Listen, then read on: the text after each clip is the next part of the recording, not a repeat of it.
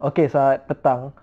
Jadi hari ini aku sebenarnya nak kongsi tentang pengalaman aku tadi tentang seminar bengkel yang aku ikuti yang dianjurkan oleh CSO, oleh Komas, oleh Pusat Komas, oleh Suhakam dan United European Union EU. Itu sebuah program mengumpulkan uh, aktivis-aktivis, mengumpulkan organisasi dan memberikan suatu pencerahan, suatu usaha perkongsian, diskusi bersama kita dengan menceritakan tentang soal gerak kerja, soal praktikal di lapangan, soal community, soal teori-teori tentang apa yang kita boleh lakukan untuk pembangunan komuniti. Jadi hari ini adalah sesi kedua yang dilangsungkan.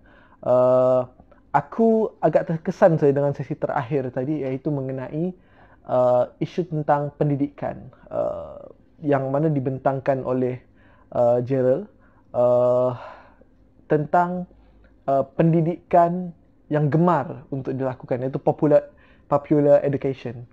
Uh, Ianya mengangkat tentang persoalan bagaimanakah pendidikan itu disampaikan.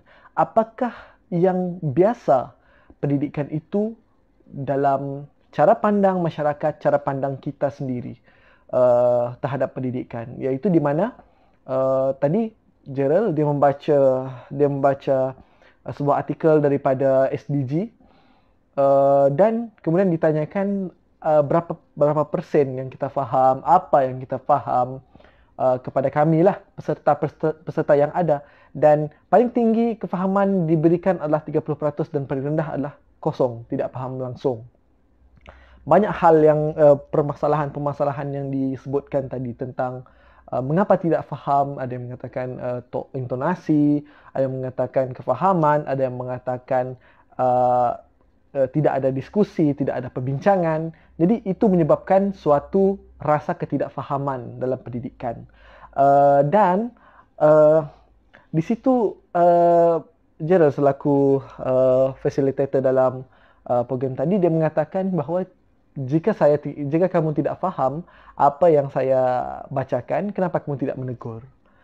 Dan itulah di situ kita dapat lihat bagaimana sisi feudal itu masih lagi berakar malar di fikiran kita sebagai seorang manusia di bumi Malaysia inilah.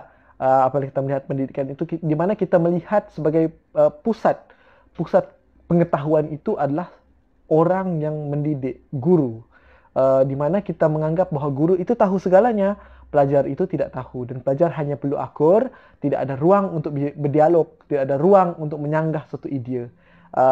Dan itu sebenarnya antara masalah yang ya benar sebenarnya.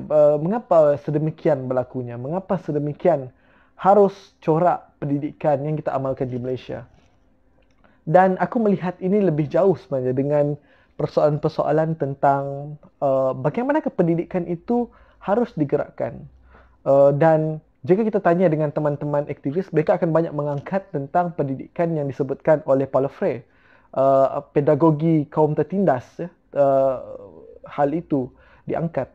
Dan ramai teman-teman yang amat cergas untuk mengangkat pendidikan sedemikian.